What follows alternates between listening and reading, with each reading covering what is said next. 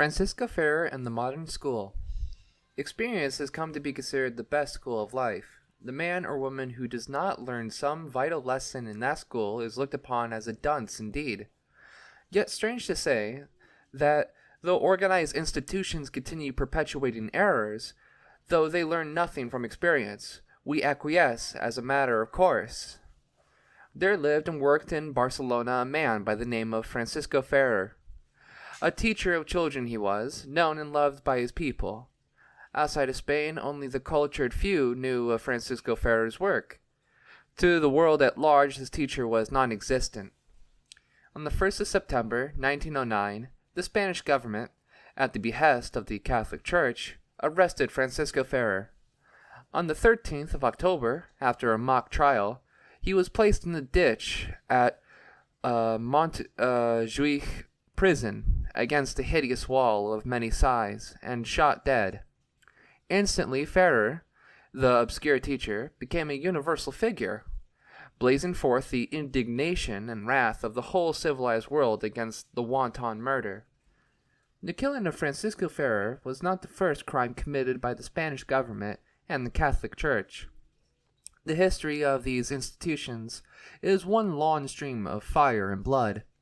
Still, they have not learned through experience, nor yet come to realize that every frail being slain by church and state grows and grows into a mighty giant, who will someday free humanity from their perilous hold. Francissco Ferrer was born in 1859 of humble parents. They were Catholics, and therefore hoped to raise their son in the same faith. They did not know that the boy was to become the harbinger of a great truth, that his mind would refuse to travel in the old path. At an early age, Ferrer began to question the faith of his fathers. He demanded to know how it is that the God who spoke to him of goodness and love would mar the sleep of the innocent child with dread and awe of tortures, of suffering, of hell. Alert and of a vivid and investigating mind, it did not take him long to discover the hideousness of that black monster, the Catholic Church. He would have none of it. Francissco Ferrer was not only a doubter, a searcher for truth, he was also a rebel. His spirit would rise in just indignation against the iron regime of his country, and when a band of rebels, led by the brave patriot General Villacampa, under the banner of the Republican ideal, made an onslaught on that regime, none was more ardent a fighter than young Francissco Ferrer. The Republican ideal, I hope no one will confound it with the republicanism of this country. Whatever objection I, as an anarchist, have to the Republicans of Latin countries, I know they tower high above that corrupt and reactionary party which, in America, is destroying every vestige of liberty and justice. One has but to think of the Mazzinis and Garibaldis, the scores of others, to realize that their efforts were directed not merely against the overthrow of despotism, but particularly against the Catholic Church, which from its very inception has been the enemy of all progress and liberalism. In America, it is just the reverse. Republicanism stands for vested rights, for imperialism, for graft, for the annihilation of every semblance of liberty. Its ideal is the oily, creepy respectability of a McKinley and the brutal arrogance of a Roosevelt. The Spanish Republican rebels were subdued. It takes more than one brave effort to split the rock of ages, to cut off the head of that hydra monster, the Catholic Church and the Spanish throne. Arrest, persecution, and punishment followed the heroic attempt of the little band. Those who could escape the bloodhounds had to flee for safety to foreign shores. Francissco Ferrer was among the latter. He went to France. How his soul must have expanded in the new land, France, the cradle of liberty, of ideas, of action. Paris, the ever young, intense Paris, with her pulsating life after the gloom of his own belated country, how she must have inspired him. What opportunities, what a glorious chance for a young idealist. Francissco Ferrer lost no time. Like one famished, he threw himself into the various liberal movements, met all kinds of people, learned, absorbed, and grew. While there, he also saw in operation the modern school, which was to play such an important and fatal part in his life. The modern school in France was founded long before Ferrer's time. Its originator, though on a small scale, was a sweet spirit Louis Michel.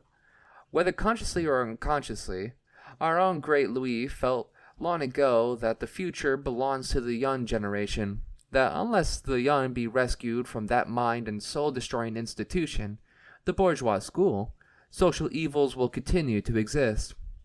Perhaps she thought, with Ibsen, that the atmosphere is saturated with ghosts, that the adult man and woman have so many superstitions to overcome. No sooner do they outgrow the death-like grip of one spoke, lo, they find themselves in the thraldom of 99 other spooks. Thus, but a few reach the mountain peak of complete regeneration. The child, however, has no traditions to overcome. Its mind is not burdened with set ideas. Its heart has not grown cold with class and caste distinctions. The child is to the teacher what clay is to the sculptor. Whether the world will receive a work of art or a wretched imitation depends to a large extent on the creative power of the teacher. Louis Michel was preeminently qualified to meet the child's soul cravings.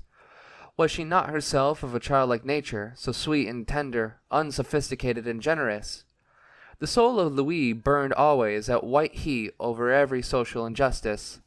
She was invariably in the front ranks whenever the people of Paris rebelled against some wrong, and as she was made to suffer imprisonment for her great devotion to the oppressed, the little school on Montmartre was soon no more. But the seed was planted and has since borne fruit in many cities of France. The most important venture of a modern school was that of the great young old man Paul Robin. Together with a few friends, he established a large school at Campuy, a beautiful place near Paris. Paul Robin aimed at a higher ideal than merely modern ideas in education. He wanted to demonstrate by actual facts that the bourgeois conception of heredity is but a mere pretext to exempt society from its terrible crimes against the young. The contention that the child must suffer for the sins of the fathers, that it must continue in poverty and filth, that it must grow up a drunkard, a criminal, just because its parents left it no other legacy, was too preposterous to the beautiful spirit of Paul Robin. He believed that whatever part heredity may play, there are other factors equally great, if not greater, that may and will eradicate or minimize the so-called first cause. Proper economic and social environment, the breath and freedom of nature, healthy exercise, love and sympathy, and, above all, a deep understanding for the needs of the child. Those would destroy the cruel, unjust, and criminal stigma imposed on the innocent young. Paul Robin did not select his children. He did not go to the so-called best parents. He took his material wherever he could find it, from the street, the hovels, the orphan and foundling asylums, the reformatories, from all those gray and hideous places where a benevolent society hides its victims in order to pacify its guilty conscience. He gathered all the dirty, filthy, shivering little waifs his place would hold, and brought them to Campuy. There, surrounded by nature's own glory, free and unrestrained, well-fed, clean-kept, deeply loved and understood, the little human plants began to grow, to blossom, to develop beyond even the expectations of their friend and teacher, Paul Robin. The children grew and developed into self-reliant, liberty-loving men and women. What greater danger to the institutions that make the poor in order to perpetuate the poor? Campuy was closed by the French government on the charge of co-education, which is prohibited in France. However, Campuy had been in operation long enough to prove to all advanced educators its tremendous possibilities, and to serve as an impetus for modern methods of education that are slowly but inevitably undermining the present system. Campuy was followed by a great number of other educational attempts, among them by Madeleine Vernet, a gifted writer and poet, author of Les Amours Libres, and Sebastian Foyer with his La Rouge, which I visited while in Paris in 1907. Several years ago, Comrade Foyer bought the land on which he built his La Rouge. In a comparatively short time, he succeeded in transforming the former wild, uncultivated country into a blooming spot, having all the appearance of a well-kept farm. a large square court enclosed by 3 buildings and a broad path leading to the garden and orchards greet the eye of the visitor. The garden, kept as only a Frenchman knows how, furnishes a large variety of vegetables for La Rouge. Sebastian Fourier is of the opinion that if the child is subjected to contradictory influences, its development suffers in consequence. Only when the material needs, the hygiene of the home, and intellectual environment are harmonious can the child grow into a healthy, free being. Referring to his school, Sebastian Fourier has this to say, quote, I have taken 24 children of both sexes, mostly orphans, or those whose parents are too poor to pay. They are clothed, housed, and educated at my expense. Till their 12th year they will receive a sound elementary education. Between the age of 12 and 15, their studies still continuing, they are to be taught some trades in keeping with their individual disposition and abilities. After that they are at liberty to leave La Rouge to begin life in the outside world, with the assurance that they may at any time return to La Rouge, where they will be received with open arms and welcomed as parents do their beloved children. Then, if they wish to work at our place, they may do so under the following conditions: 1/3 of the product to cover his or her expenses of maintenance, another third to go towards the general fund set aside for accommodating new children, and the last third to be devoted to the personal use of the child, as he or she may see fit. The health of the children who are now in my care is perfect. Pure air, nutritious food, physical exercise in the open, lawn walks, observation of hygienic rules, the short and interesting method of instruction, and, above all, our affectionate understanding and care of the children, have produced admirable physical and mental results. It would be unjust to claim that our pupils have accomplished wonders, yet, considering that they belong to the average, having had no previous opportunities, the results are very gratifying indeed. The most important thing they have acquired, a rare trait with ordinary school children, is the love of study, the desire to know, to be informed. They have learned a new method of work, one that quickens the memory and stimulates the imagination. We make a particular effort to awaken the child's interest in his surroundings, to make him realize the importance of observation, investigation, and reflection, so that when the children reach maturity, they will not be deaf and blind to the things about them. Our children never accept anything in blind faith, without inquiry as to why and wherefore, nor do they feel satisfied until their questions are thoroughly answered. Thus their minds are free from doubts and fear resultant from incomplete or untruthful replies. It is the latter which warp the growth of the child, and create a lack of confidence in himself and those about him. It is surprising how frank and kind and affectionate our little ones are to each other. The harmony between themselves and the adults at La Rouge is highly encouraging. We should feel at fault if the children were to fear or honor us merely because we are their elders. We leave nothing undone to gain their confidence and love. That accomplished, understanding will replace duty, confidence, fear, and affection, severity. No one has yet fully realized the wealth of sympathy, kindness, and generosity hidden in the soul of the child. The effort of every true educator should be to unlock that treasure, to stimulate the child's impulses, and call forth the best and noblest tendencies. What greater reward can there be for one whose life work is to watch over the growth of the human plant, than to see its nature unfold its petals, and to observe it develop into true individuality? My comrades at La Rouge look for no greater reward, and it is due to them and their efforts, even more than to my own, that our human garden promises to bear beautiful fruit." End quote. Regarding the subject of history and the prevailing old methods of instruction, Sebastian Fourier said, quote, "We explain to our children that true history is yet to be written, the story of those who have died unknown, in the effort to aid humanity to greater achievement." End quote. Francissco Ferrer could not escape this great wave of modern school attempts. He saw its possibilities not merely in theoretic form, but in their practical application for everyday needs. He must have realized that Spain, more than any other country, stands in need of just such schools, if it is ever to throw off the double yoke of priest and soldier. When we consider that the entire system of education in Spain is in the hands of the Catholic Church, and when we further remember the Catholic formula, quote, to inculcate Catholicism in the mind of the child until it is 9 years of age is to ruin it forever for any other idea, end quote, we will understand the tremendous task of Ferrer to bringing the new light to his people. Fate soon assisted him in realizing his great dream. MLLE. Moynier, a pupil of Francissco Ferrer, and a lady of wealth, became interested in the modern school project. When she died, she left Ferrer some valuable property, and 12,000 francs yearly income for the school. It is said that mean souls can conceive of naught but mean ideas. If so, the contemptible methods of the Catholic Church to blackguard Ferrer's character, in order to justify her own black crime, can readily be explained.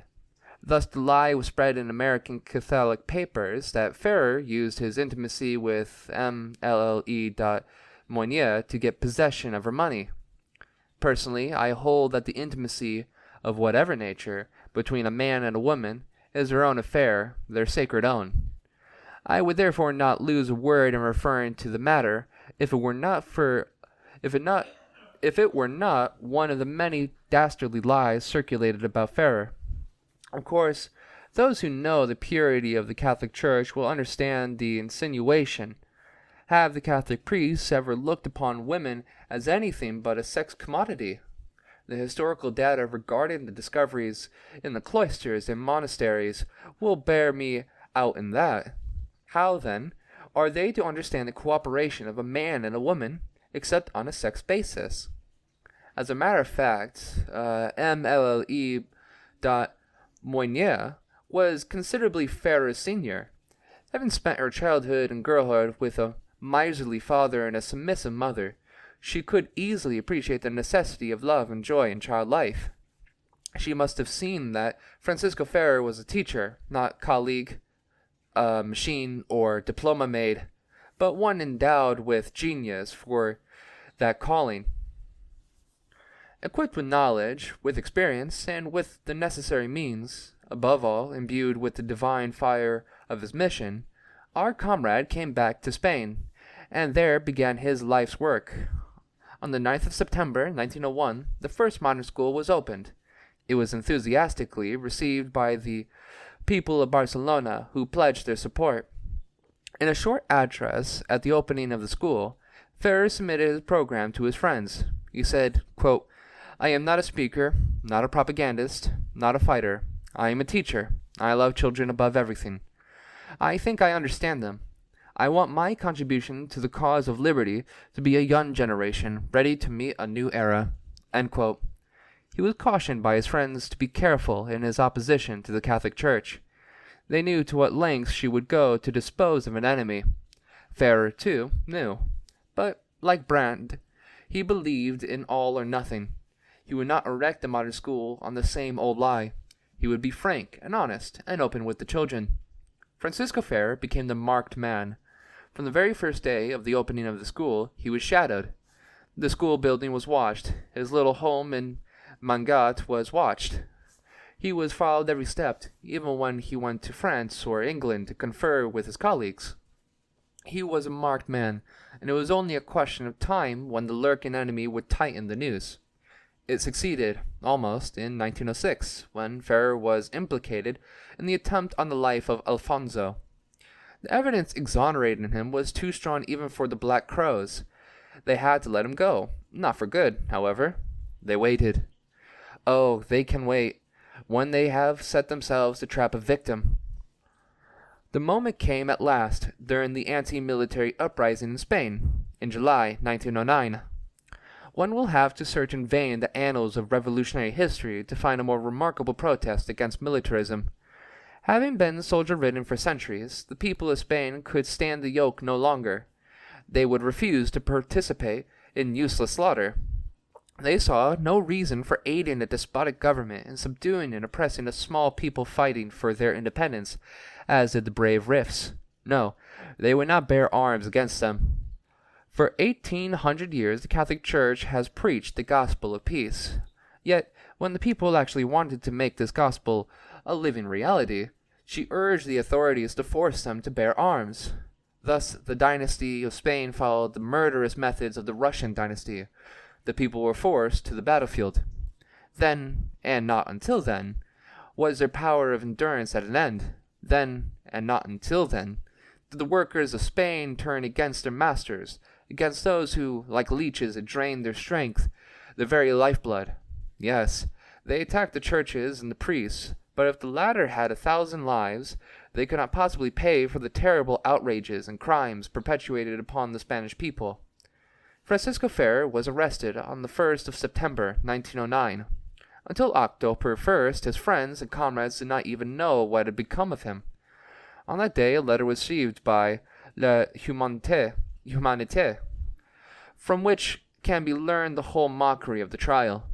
And the next day, his companion, Soldad Villafranca, received the following letter.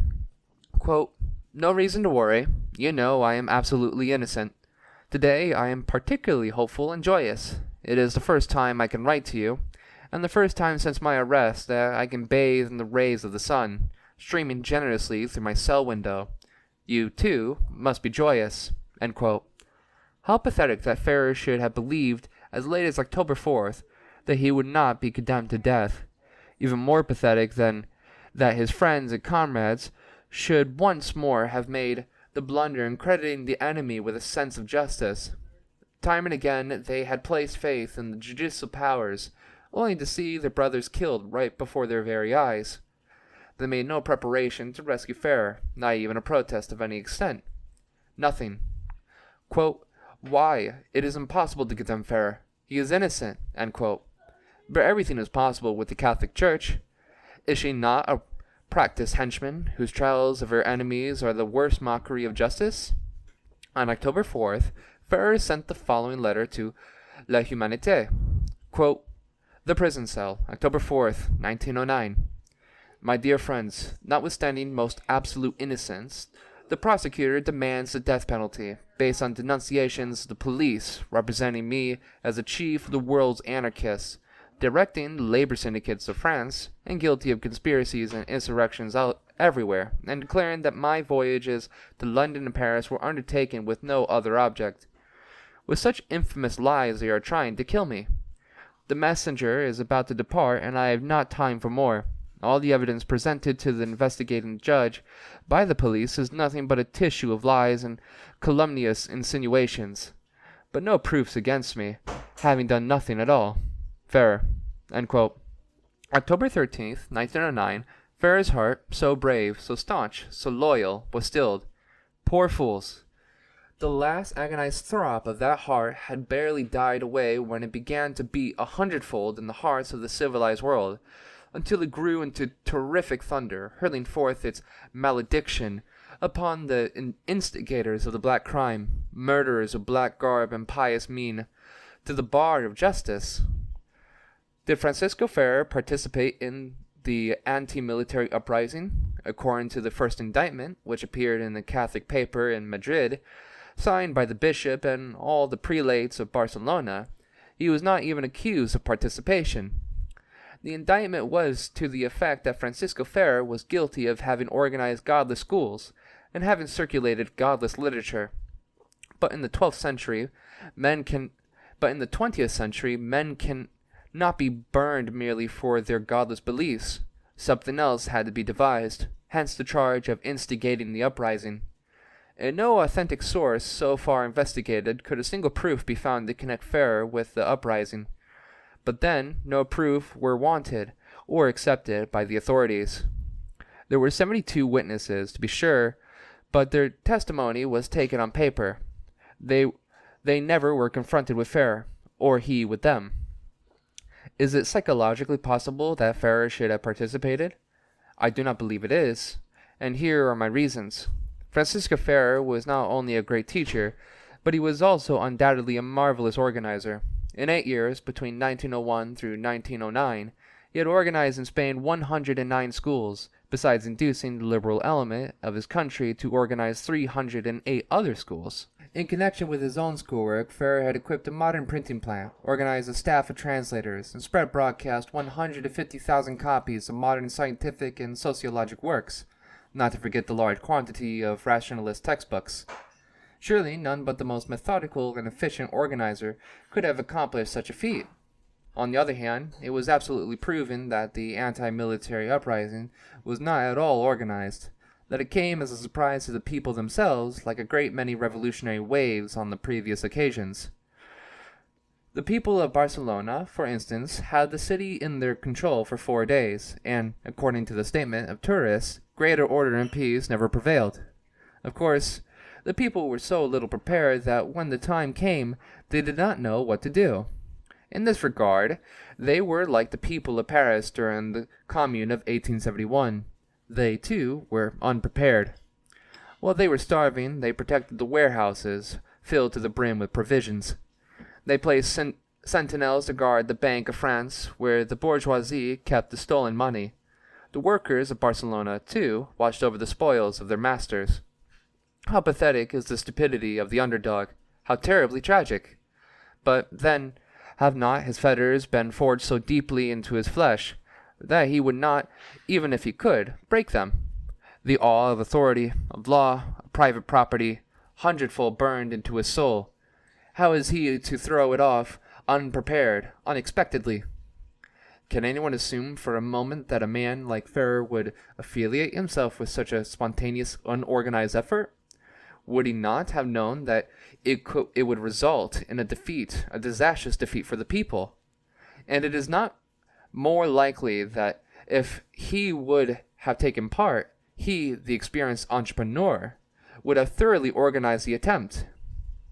If all of the proofs were lacking, that one factor would be sufficient to exonerate Francissco Ferrer. But there are others equally convincing. For the very date of the outbreak, July 25th, Ferrer had called a conference to his teachers and members of the League of Rational Education. It was to consider the autumn work, and particularly the publication of Alice Recluse's great book, Le Homme et la Terre, and Peter Kropotkin's Great French Revolution. Is it at all likely, is it at all plausible that Ferrer, knowing of the uprising, being a party to it, would in cold blood invite his friends and colleagues to Barcelona for the day on which he realized their lives would be endangered? Surely, only the criminal, vicious mind of a Jesuit could credit such deliberate murder. Francissco Ferrer had his life work mapped out. He had everything to lose and nothing to gain, except ruin and disaster, were he to lend assistance to the outbreak. Not that he doubted the justice of the people's wrath, but his work, his hope, his very nature was directed toward another goal. In vain are the frantic efforts of the Catholic Church, her lies, falsehoods, calumnies. She stands condemned by the awakened human conscience of having once more repeated the foul crimes of the past. Francissco Ferrer is accused of teaching the children the most blood-curdling ideas, to hate God, for instance. Horrors! Francissco Ferrer did not believe in the existence of a God. Why teach a child to hate something which does not exist? Is it not more likely that he took the children out into the open, that he showed them the splendor of the sunset, the brilliancy of the starry heavens, the awe-inspiring wonder of the mountains and seas, that he explained to them in his simple, direct way the law of growth, of development, of the interaction of all life? In so doing, he made it forever impossible for the poisonous weeds of the Catholic Church to take root in the child's mind. It has been stated that Ferrer prepared the children to destroy the rich, ghost stories of old maids. Is it not more likely that he prepared them to succor the poor? That he taught them the humiliation, the degradation, the awfulness of poverty, which is a vice and not a virtue? That he taught the dignity and importance of all creative efforts, which alone sustain life and build character? Is it not the best and most effective way of bringing into the proper light the absolute uselessness and inquiry of parasitism? Last, but not least, Ferrer is charged with undermining the army by inculcating anti-military ideas. Indeed, he must have believed with Tolstoy that wars legalize slaughter, that it perpetuates hatred and arrogance, that it eats away the heart of nations, and turns them into raving maniacs. However, we have Ferrer's own word regarding his ideas of modern education. Quote, I would like to call the attention of my readers to this idea. All the value of education rests in the respect for the physical, intellectual, and moral will of the child. Just as in science no demonstration is possible save by facts, just so there is no real education save that which is exempt from all dogmatism, which leaves to the child itself the direction of its effort, and confines itself to the seconding of its effort. Now, there is nothing easier than to alter this purpose, and nothing harder than to respect it. Education is always imposing, violating, constraining. The real educator is he who can best protect the child against the teacher's, own ideas, his peculiar whims, he who can best appeal to the child's own energies. We are convinced that the education of the future will be of an entirely spontaneous nature. Certainly, we cannot as yet realize it, but the evolution of methods in the direction of a wider comprehension of the phenomena of life, and the fact that all advances toward perfection mean the overcoming of restraint, all that indicates that we are in the right when we hope for the deliverance of the child through science. Let us not fear to say that we want men capable of evolving without stopping, capable of destroying and renewing their environments without cessation, of renewing themselves also, men whose intellectual independence will be their greatest force, who will attach themselves to nothing, always ready to accept what is best, happy in the triumph of new ideas, aspiring to live multiple lives in one life. Society fears such men. We therefore must not hope that it will ever want an education able to give them to us. We shall follow the labors of the scientists who study the child with the greatest attention, and we shall eagerly seek for means of applying their experience to the education which we want to build up, in the direction of an ever fuller liberation of the individual. But how can we attain our end? Shall it not be by putting ourselves directly to the work favoring the foundation of new schools, which shall be ruled as much as possible in the spirit of liberty, which we forefeel will dominate the entire work of education in the future? A trial has been made, which, for the present, has already given excellent results. We can destroy all which is the present school answers to the organization of constraint, the artificial surroundings by which children are separated from nature and life, the intellectual and moral discipline made use of to impose ready-made ideas upon them, beliefs which deprave and annihilate natural bent. Without fear of deceiving ourselves, we can restore the child to the environment which entices it, the environment of nature in which he will be in contact with all that he loves, and in which impressions of life will replace fastidious book learning. If we did no more than that, we should already have prepared in great part the deliverance of the child. In such conditions, we might already freely apply the data of science and labor most fruitfully. I know very well we could not thus realize all our hopes, that we should often be forced, for lack of knowledge, to employ undesirable methods. But a certitude would sustain us in our efforts, namely, that even without reaching our aim completely, we should do more and better in our still imperfect work than the present school accomplishes. I like the free spontaneity of a child who knows nothing, better than the world knowledge and intellectual deformity of a child who has been subjected to our present education." End quote. Had Ferrer actually organized a rise, had he fought on the barricades, had he hurled 100 bombs, he could not have been so dangerous to the Catholic Church and to despotism as with his opposition to discipline and restraint. Discipline and restraint. Are they not back of all the evils in the world? Slavery, submission, poverty, all misery, all social iniquities result from discipline and restraint. Indeed, Ferrer was dangerous. Therefore, he had to die, October 13th, 1909, in the ditch of the Montéjuice. Yet, who dare say his death was in vain? In view of this tempestuous rise of universal indignation, Italy naming streets in memory of Francissco Ferrer. Belgium inaugurated a movement to erect a memorial. France calling to the front her most illustrious men to resume the heritage of the martyr, England being the first to issue a biography. All countries uniting in perpetuating the great work of Francissco Ferrer. America, even tardy always in progressive ideas, given birth to a Francissco Ferrer Association, its aim being to publish a complete life of Ferrer and to organize modern schools all over the country. In the face of this international revolutionary wave, who is there to say Ferrer died in vain? That death at Montjuic, how wonderful, how dramatic it was, how it stirs the human soul. Proud and erect, the inner eye turned toward the light.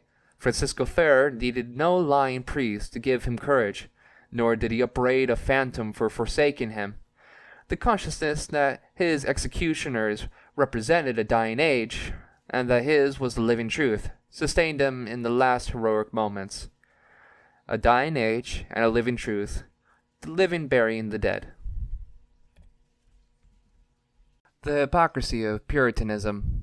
Speaking of Puritanism in relation to American art, Mr. Gutzenborglum said, quote, Puritanism has made us self-centered and hypocritical for so long that sincerity and reverence for what is natural in our impulses have been fairly bred out of us, with the result that there can be neither truth nor individuality in our art. End quote. Mr. Borglum might have added that Puritanism has made life itself impossible. More than art, more than aestheticism, life represents beauty in 1,000 variations. It is, indeed, a gigantic panorama of eternal change. Puritanism, on the other hand, rests on a fixed and immovable conception of life. It is based on the Calvinistic idea that life is a curse imposed upon man by the wrath of God. In order to redeem himself, man must do constant penance, must repudiate every natural and healthy impulse, and turn his back on joy and beauty.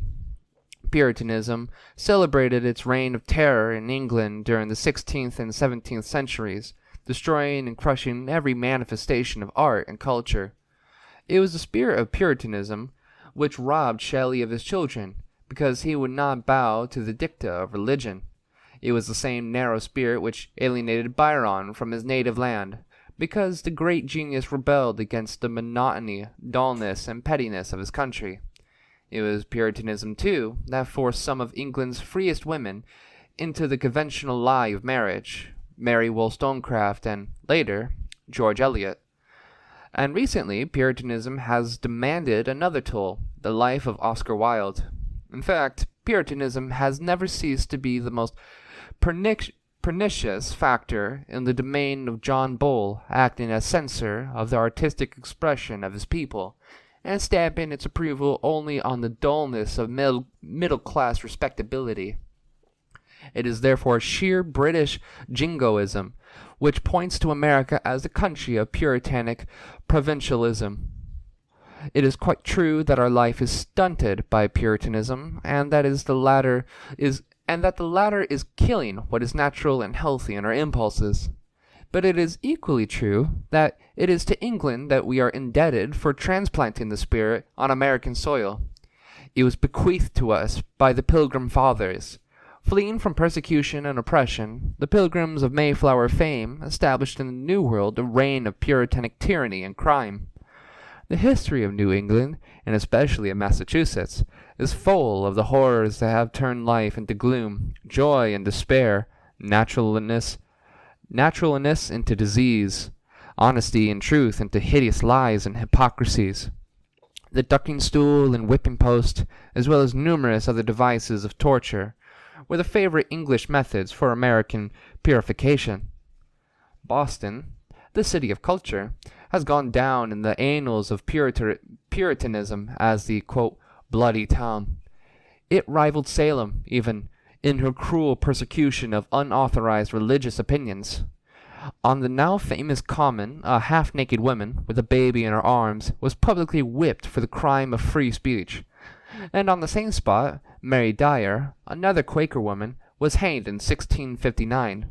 In fact, Boston has been the scene of more than one wanton crime committed by Puritanism. Salem, in the summer of 1692, killed 18 people for witchcraft. Nor was Massachusetts alone in driving out the devil by fire and brimstone. As Canning justly said, quote, "The Pilgrim Fathers infested the New World to redress the balance of the Old." End quote. The horrors of that period have found their most supreme expression in the American classic, The Scarlet Letter. Puritanism no longer employs the thumbscrew and lash, but it still has the most pernicious hold on the minds and feelings of the American people. Naught else can explain the power of a Comstock like the Torquemadas of antebellum days. Anthony Comstock is the autocrat of American morals. He dictates the standards of good and evil, of purity and vice. Like a thief in the night, he sneaks into the private lives of the people, into their most intimate relations. The system of espionage established by this man Comstock puts to shame the infamous Third Division of the Russian secret police.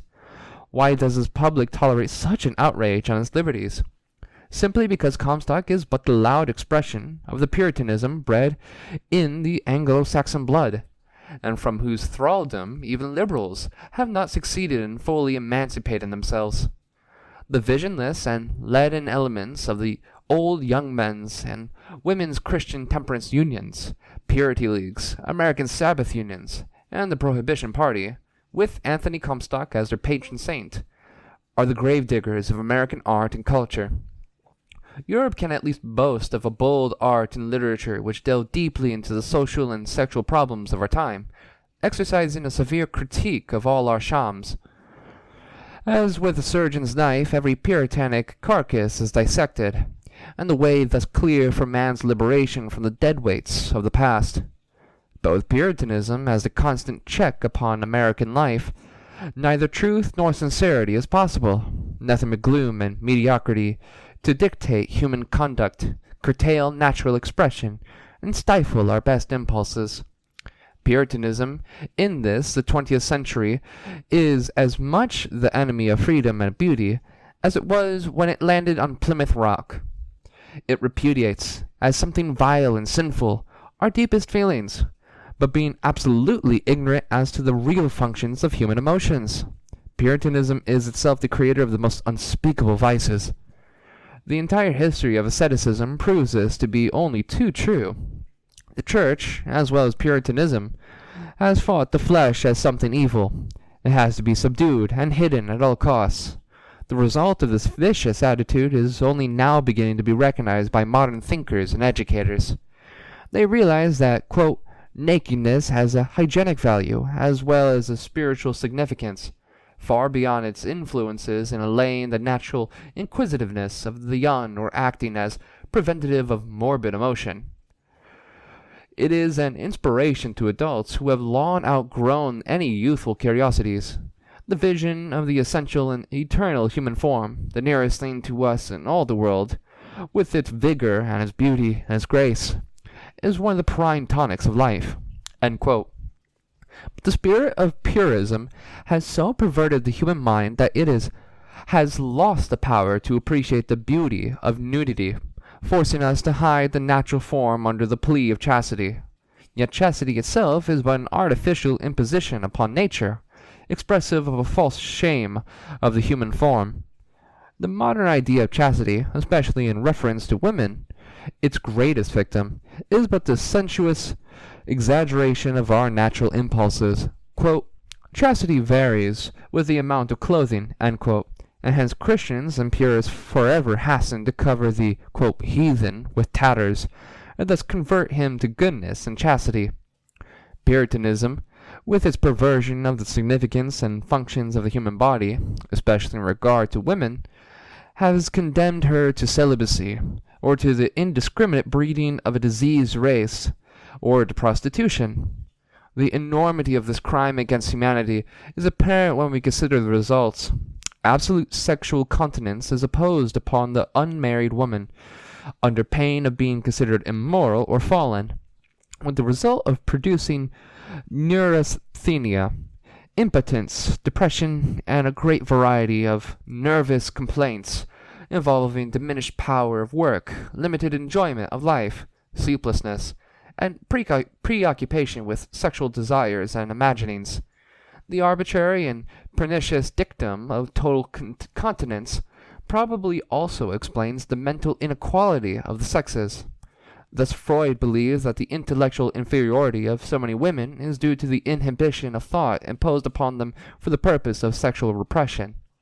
Having thus suppressed the natural sex desires of the unmarried women, Puritanism, on the other hand, blesses her married sister for incontinent fruitfulness in wedlock. Indeed, not merely blesses her, but forces the woman, oversexed by previous repression, to bear children, irrespective of weakened physical condition or economic inability to rear a large family. Prevention, even by scientifically determined safe methods, is absolutely prohibited. Nay, the very mention of the subject is considered criminal. Thanks to this puritanic tyranny, the majority of women soon find themselves at the ebb of their physical resources. Ill and worn, they are utterly unable to give their children even elementary care. That, added to economic pressure, forces many women to risk utmost danger rather than continue to bring forth life. The custom of procuring abortions has reached such vast proportions in America as to be almost beyond belief. According to recent investigations along this line, 17 abortions are committed in every 100 pregnancies. This fearful percentage represents only cases which come to the knowledge of physicians. Considering the secrecy in which this practice is necessarily shrouded, and the consequent professional inefficiency and neglect, Puritanism continuously exacts thousands of victims to its own stupidity and hypocrisy. Prostitution, although hounded, imprisoned, and chained, is nevertheless the greatest triumph of Puritanism. It is the most cherished child, all hypocritical sanctimoniousness notwithstanding. The prostitute is the fury of our century, sweeping across the, quote, civilized countries like a hurricane, and leaving a trail of disease and disaster. The only remedy Puritanism offers for its ill-begotten child is greater repression and more merciless persecution. The latest outrage is represented by the Page Law, which imposes upon the state of New York the terrible failure and crime of Europe, namely registration and identification of the unfortunate victims of Puritanism. In an equally stupid manner, Puritanism seeks to check the terrible scourge of its own creation, venereal diseases.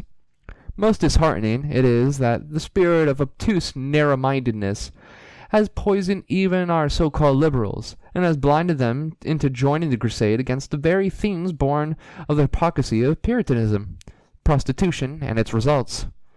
In willful blindness, Puritanism refuses to see that the true method of prevention is the one which makes it clear to all that, quote, venereal diseases are not a mysterious or terrible thing, the penalty of the sin of the flesh, a sort of shameful evil branded by purist malediction, but an ordinary disease which may be treated and cured. End quote. By its methods of obscurity, disguise, and concealment, Puritanism has furnished favorable conditions for the growth and spread of these diseases.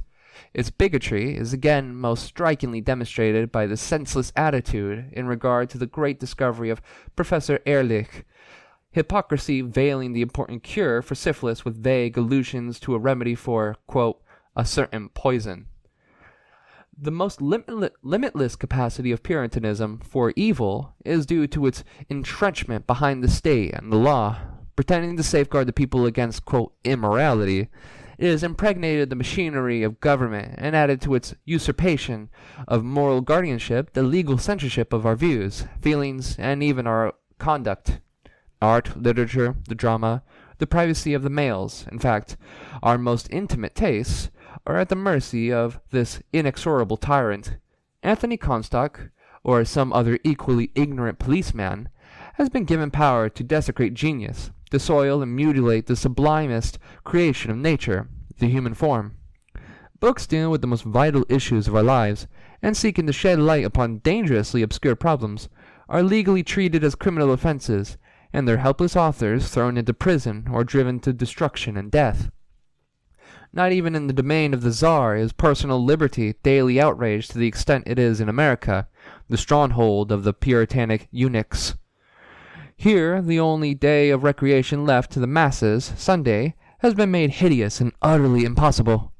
All writers on primitive customs and ancient civilization agree that the Sabbath was a day of festivities, free from care and duties, a day of general rejoicing and merrymaking.